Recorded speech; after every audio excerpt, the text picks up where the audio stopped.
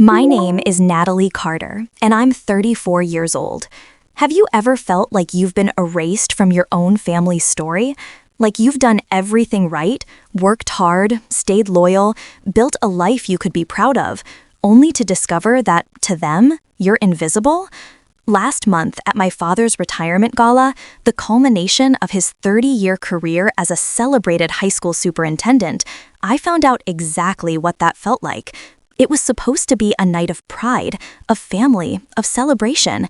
Instead, in front of 200 guests, I was kicked out of the VIP table, literally told to move, while my glamorous stepsister slid into the seat that should have been mine. The pain wasn't just in losing the chair. It was in what that moment said. You don't belong here. You don't matter. I stood there shaking, humiliated, my father looking right past me as if I were one of the catering staff, and everyone saw it. The whispers, the pitying looks, they burned hotter than any spotlight in that glittering ballroom. But then, just when I thought I'd been permanently erased, my quiet, unassuming husband stood up. Ethan has always been the calm one, the man who supports me quietly from the sidelines. That night, he walked to the microphone with a steady stride, his expression unreadable. And in less than 60 seconds, he revealed a truth so shocking that it turned the entire room upside down. My father's face went pale, my stepmother dropped her champagne glass, and my stepsister's carefully built world began to crumble. If you've ever felt undervalued, dismissed, or unseen by your own family, stay with me. Because this story isn't just about me. It's about what happens when the person everyone underestimates finally stands up and shows the world exactly who they are. Ethan and I arrived 15 minutes late, thanks to a wreck on the highway that turned our carefully timed evening into a mad dash across the city. As we walked into the Grand Crest Hotel ballroom, I smoothed down the skirt of my navy dress. It was simple, tasteful, the nicest thing I owned, purchased 3 years ago for my district's Teacher of the Year banquet. Under the ballroom's dazzling crystal chandeliers, though, I couldn't help but notice how plain it seemed compared to the sea of shimmering gowns and sharp tuxedos around me. "You look beautiful," Ethan murmured, offering me a reassuring smile as he adjusted his black tie. He looked effortlessly handsome in his classic suit, yet I caught him glancing at his phone again, the screen lighting up briefly before he slipped it back into his pocket. "Everything okay at work?" I asked as we wove through the crowd of powerful school board members, local politicians, and wealthy donors. "Just a few last-minute details," he said smoothly, squeezing my hand. "Nothing to worry about." The room hummed with energy, the kind of energy that came from old money and old reputations. This wasn't just a retirement party. It was a coronation, a victory lap for my father, Richard Carter, the man everyone in the district revered as a visionary leader. And there he was, near the entrance, looking every bit the part. His charcoal gray suit probably cost more than my entire monthly salary. His posture was proud, his smile wide. But when his eyes met mine, something flickered there. He greeted me warmly enough. "Natalie, you made it." Yet the warmth felt practiced, strained. Beside him stood Lydia Carter, my stepmother, her sequined, champagne-colored gown catching the light like a human spotlight. Her diamonds sparkled, but her eyes were cool, calculating. Lydia had perfected the art of the social smile, polite on the surface, razor-sharp beneath. "Oh, darling," she cooed, giving me a once-over that lingered a beat too long. "How nice to see you. Vanessa's been here for an hour already. She's been mingling with the donors and making such an impression." As if on cue, Vanessa Blake, Lydia's daughter from her first marriage, swept into view. Tall, radiant, and effortlessly chic in a deep red designer gown, she looked like she'd stepped off the cover of a legal magazine. She hugged my father warmly, her manicured hand resting on his arm as she laughed at something he said. Lydia's gaze flicked back to me. "And how's teaching at that public school of yours?" The way she said public felt like she was talking about a contagious disease. "Rewarding," I said evenly, forcing a smile. "Oh, I'm sure it is," she replied with a tinkling laugh that didn't reach her eyes. Something was off tonight. My father wouldn't meet my gaze for long, and Lydia's sweetness had an edge that set my teeth on edge. Even Ethan's hand on mine couldn't shake the creeping feeling that this night was about to become unforgettable, and not in the way I'd hoped. The VIP table sat at the very center of the ballroom, glowing under the chandelier light like a throne surrounded by courtiers. Each seat had a gleaming gold-edged place card, the names written in elegant calligraphy. I scanned the table, my heart beating a little faster. Carter, Richard, Carter, Lydia, Blake, Vanessa, David Chen. More donors, more school board members. But not me. I checked again, slower this time, my palms starting to sweat. Still nothing. No Natalie Carter, no reserved. Just a silent, gaping absence where my name should have been. There must be a mistake, I murmured, turning to Lydia with a strained smile. Maybe my card got misplaced. Oh, she said, her voice dripping with false sympathy. Did Robert not tell you? We had to make some last-minute adjustments to the seating. Space constraints, you understand. My father shifted uncomfortably, fiddling with his cufflinks. Natalie, you'll be at table 14. It's just over there by the far wall. He pointed toward the very back of the room, half hidden behind a decorative pillar. Table 14, I repeated, my voice thin. It's not a big deal, Lydia said smoothly. You'll be sitting with other educators from the district. You'll have so much in common to talk about. Much more comfortable than up here, don't you think? My throat tightened. But I'm your daughter. Before my father could respond, Vanessa leaned back in her chair, a glass of champagne in hand. Oh, Natalie, she said with a perfectly practiced smile. You'll be fine back there. Besides, I've already been talking with the board members about some really exciting ideas for the fund. The words were casual, but the message wasn't. I belong here, you don't. I caught Ethan's jaw clench, his hands curling into fists at his sides. For a second, I thought he was going to say something, but he pressed his lips together and stayed silent. The humiliation burned hotter than the ballroom lights. I wanted to scream, to demand my seat. But all I could do was nod stiffly and make the long walk to the back of the room. Table 14 felt like exile, and as I sat down among the other teachers, my gaze drifted back to the shining VIP table and the stepsister who had just taken my place. Table 14 was tucked so far back in the ballroom that it might as well have been in another zip code. The white tablecloth was polyester instead of silk, the centerpiece a single wilting rose rather than the lavish orchids at the front tables. Around me sat 5 other teachers from the district, good people, kind faces, all of us dressed in our best, all of us clearly marked as the help in this glittering room of power players. "3rd grade, right?" asked Mrs. Green, a soft-spoken math teacher from the middle school. I nodded, forcing a smile. Yes, you? 7th grade algebra, she smiled back. I heard you won Teacher of the Year last year. I did. My voice was polite but subdued. That's wonderful, she said, and she meant it. But we both understood the unspoken truth. Wonderful didn't get you a seat at the VIP table. From across the room, Lydia's voice rang out like a bell. She was mid-story, her hand on Vanessa's shoulder, speaking just loud enough to reach us at the back. And of course, Vanessa just thrives at her firm, Lydia gushed. She's the youngest senior associate they've ever promoted. Harvard Law, summa cum laude. Just last week, she won a multi-million-dollar case for the Patterson Foundation. Isn't that right, darling? Vanessa gave a gracious nod, lifting her champagne glass in a mock toast. I swallowed hard. Every word felt aimed like a dart. Meanwhile, my father worked the room like a seasoned politician. I watched as he introduced Vanessa to a stream of influential donors and board members. Each time, he beamed with pride, his hand resting warmly on her back. Twice, he walked right past table 14 without so much of a glance at me. My chest ached with a familiar hollow pain. A memory surfaced, unbidden, my college graduation, waiting for Dad to show up, only to get a text that he couldn't make it because Lydia had booked a last-minute trip.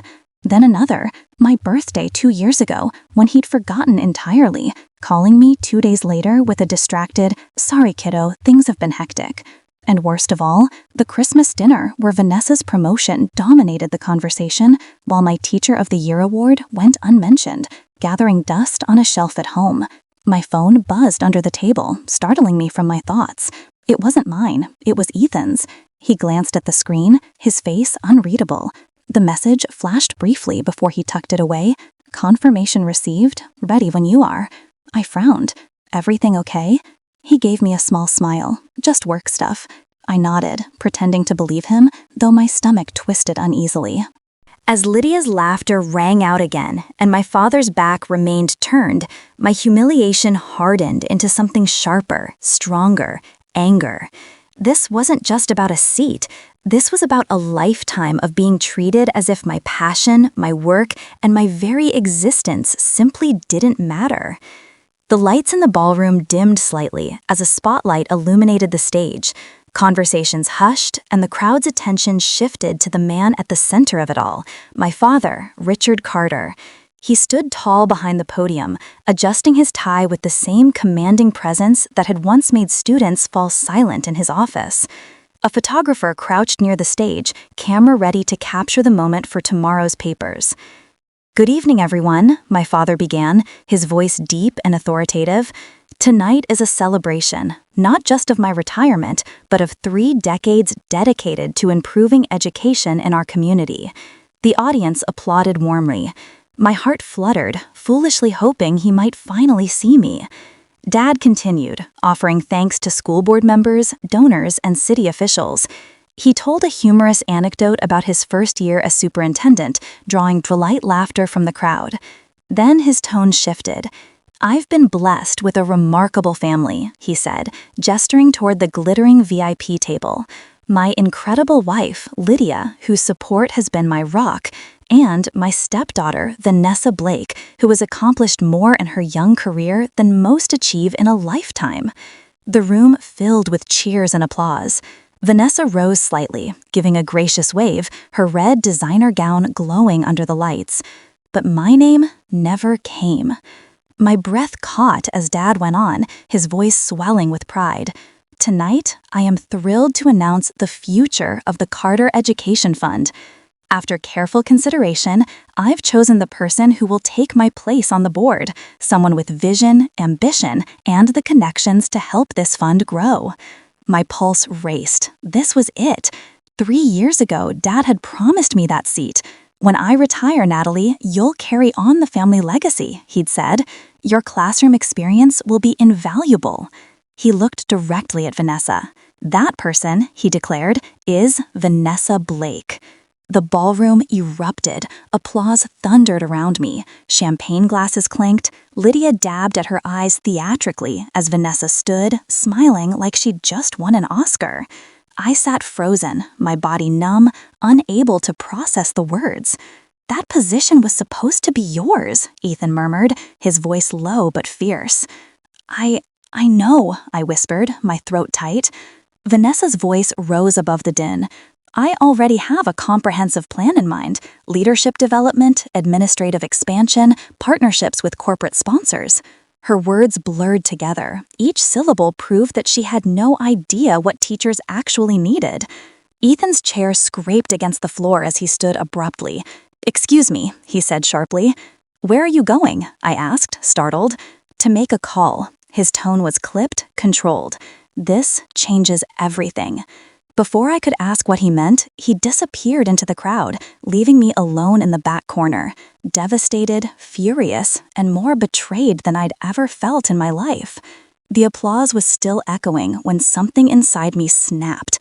I couldn't sit there another second, hidden behind a pillar while my life's work, my very identity, was trampled under a pair of designer heels. My legs moved before my brain caught up, carrying me toward the glittering VIP table. The crowd parted slightly, sensing drama, and by the time I reached the table, all conversation had stopped. Every face turned toward me, my father, Lydia, Vanessa, and for a moment, all I heard was the pounding of my own heartbeat. "Dad," I said, my voice trembling but clear, "we need to talk. Now." Richard's smile faltered. Natalie, this isn't the time. It's exactly the time. My hands were shaking, but my voice grew stronger. That board seat was promised to me. You told me, when I retire, Natalie, you'll carry on the family legacy. Lydia let out a tinkling laugh, sharp as glass. Oh, darling, don't make a scene. You wouldn't be comfortable in that role. Vanessa has the experience. The experience? I turned on her. I've spent a decade in the classroom, fighting for my students, buying supplies with my own paycheck, staying late to help kids who've been written off by everyone else. That's experience. Experience, Lydia said coolly, isn't the same as leadership. You're a wonderful teacher, Natalie, but let's be honest, you're ordinary? The word hit me like a slap. Vanessa leaned forward, perfectly composed, her crimson lips curved in a smirk.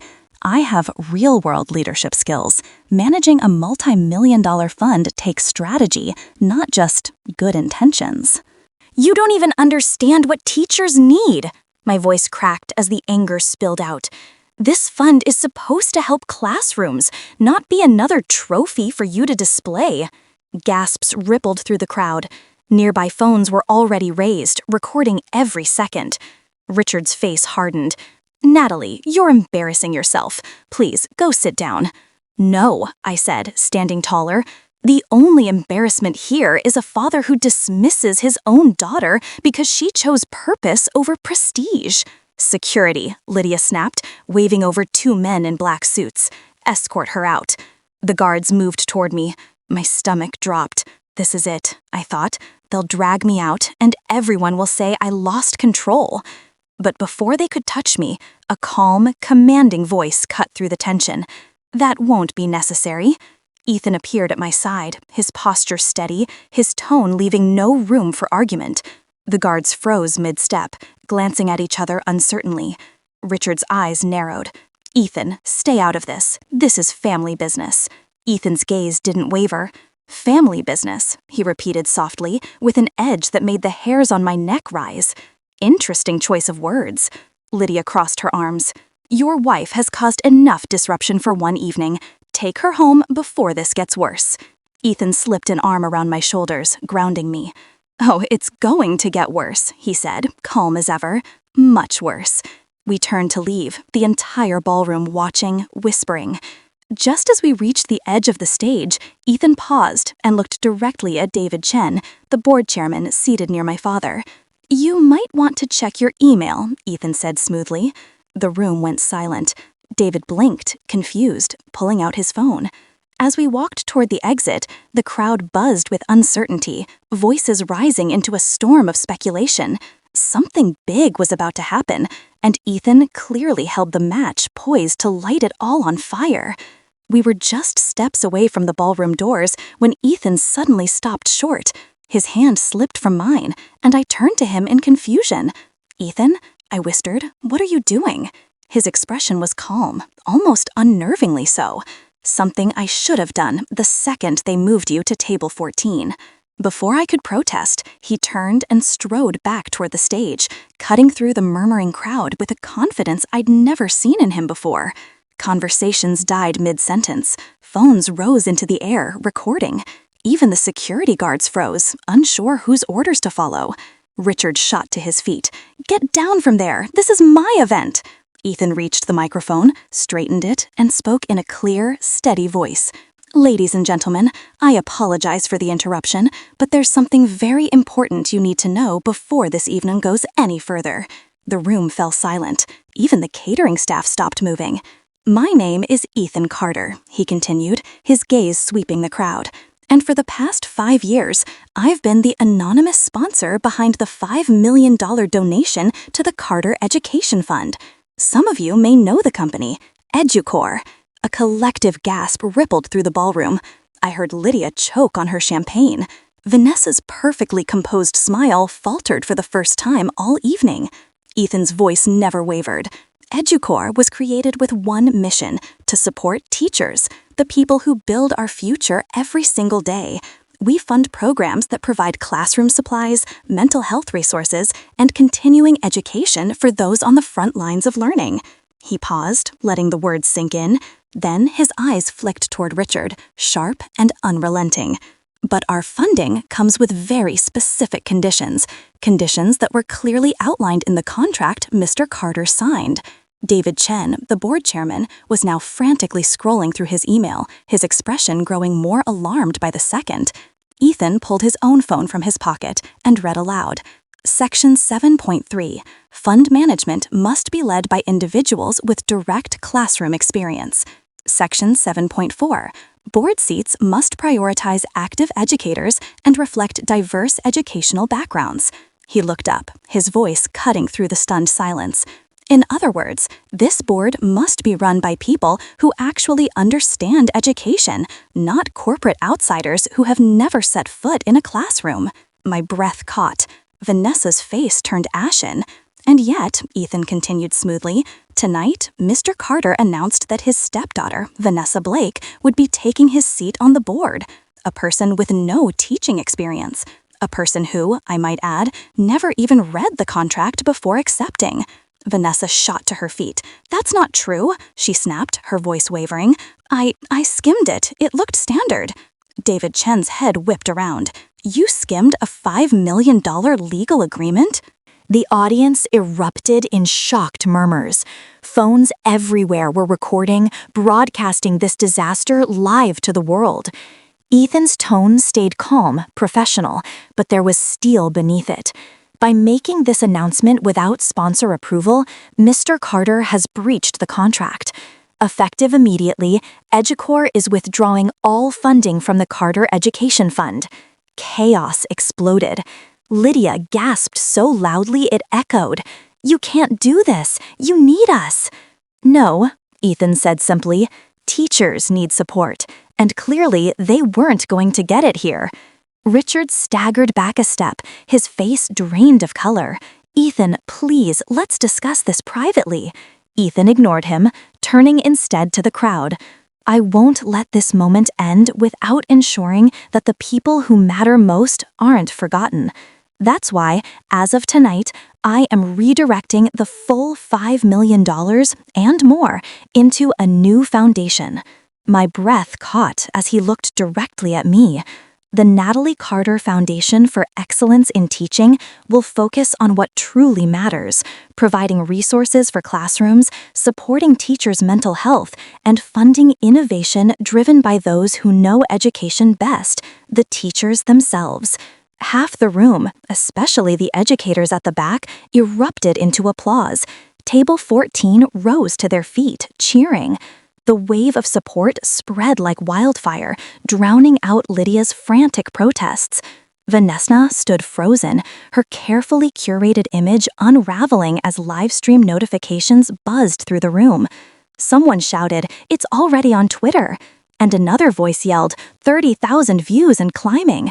On the massive projection screen, someone pulled up the livestream feed, displaying Lydia's earlier comments about Natalie being ordinary and just a teacher. The crowd gasped.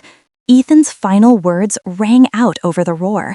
Education isn't about prestige, it's about purpose.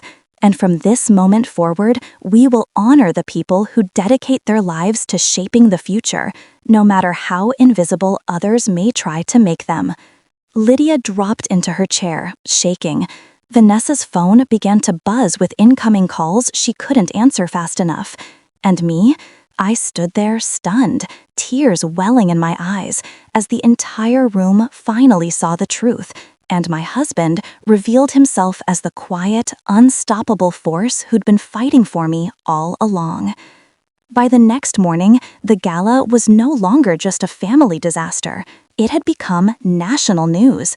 Clips of the confrontation flooded social media overnight. The moment Ethan revealed himself as the CEO of EduCorps had been captured from at least a dozen angles.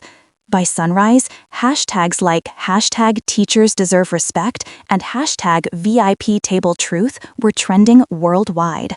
But the real wildfire started when someone uploaded a split-screen video. On one side, Lydia, saying that I'd be more comfortable with other teachers, her voice dripping with condescension. On the other, Vanessa smirking and calling me ordinary. Within hours, those sound bites were transformed into memes and protest signs. One showed Lydia's face with the caption, "Public school? Ew." Another plastered Vanessa's words over an image of a packed classroom.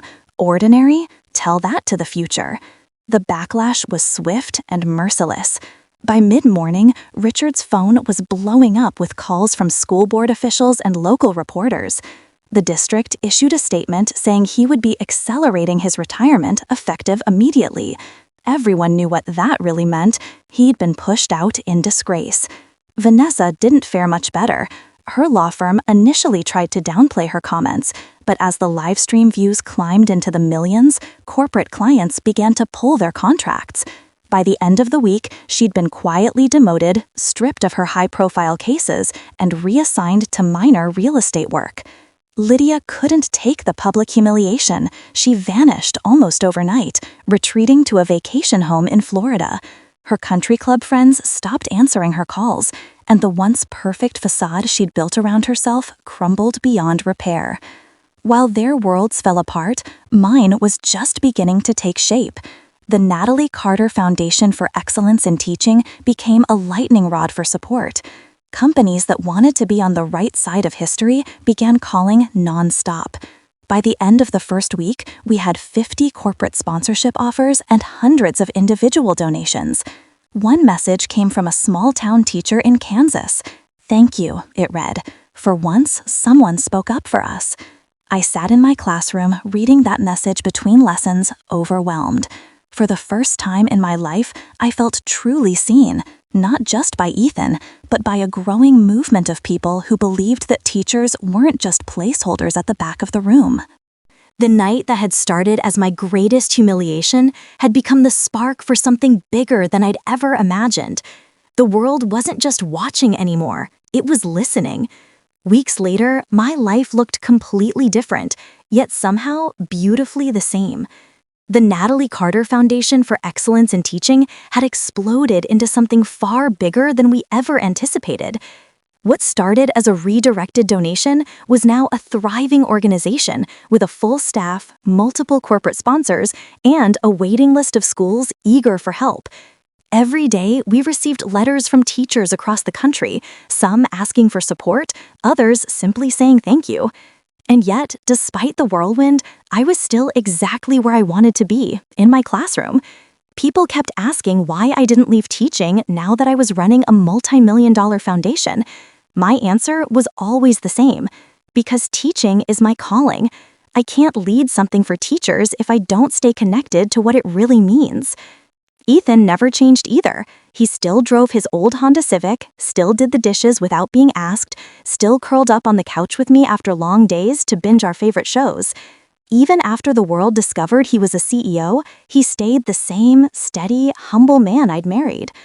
One evening, my phone rang. The caller ID made my heart clench. Dad. I almost didn't answer. When I finally did, his voice was quieter than I remembered. "Natalie," he said, "we need to talk. I need to apologize." My throat tightened, but I held firm. "If you really mean that, Dad, here's what it takes. 6 months of family therapy, a public apology to the teaching community, and a genuine effort to understand why what you did was wrong, not just because of the fallout, but because of the harm itself." There was a long pause. Then his voice hardened. "That's ridiculous. I won't humiliate myself like that." "Then we're done," I said gently. "You'd really cut me off?" "No," I corrected. "I'm setting boundaries. Whether you cross them is your choice." He didn't call back. For the first time in my life, I wasn't crushed by his silence. Because I finally understood, my worth didn't depend on his approval. I had peace, purpose, and a future built on my own terms, and that was more than enough. A month later, Ethan and I sat in our tiny kitchen, staring at a plastic test strip on the counter. 2 pink lines.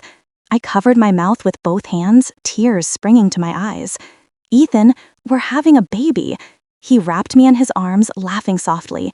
"Our child is going to grow up knowing exactly how valuable they are. No one will ever make them feel small." The moment felt like the universe whispering, new beginnings. As the foundation grew and our family began to take shape, I found myself reflecting on everything that had happened: the humiliation, the revelation, the transformation. For so long, I'd believed family was about blood, but I'd learned the truth. Family is about respect, about the people who see your worth even when others refuse to. I'd also learned something else. Teaching isn't less than. It isn't the fallback career people whisper about at dinner parties. It's everything. Teachers shape minds, build futures, and catch children when they fall. It's the most extraordinary work there is, even if it doesn't come with a VIP table or a six-figure salary. Which brings me to you, watching this right now. Maybe you've been made to feel ordinary. Maybe someone told you that your dreams weren't impressive enough, or your work wasn't worthy of recognition. Here's what I want you to remember. Your worth isn't defined by whether you sit at the VIP table or at table 14. It exists because of who you are, the choices you make, and the lives you touch. Don't wait for others to see it. Know it yourself. I'd love to hear your stories. Have you ever had to choose between family approval and self-respect? Share your journey in the comments below. And remember, you deserve to be valued, celebrated, and seen exactly as you are.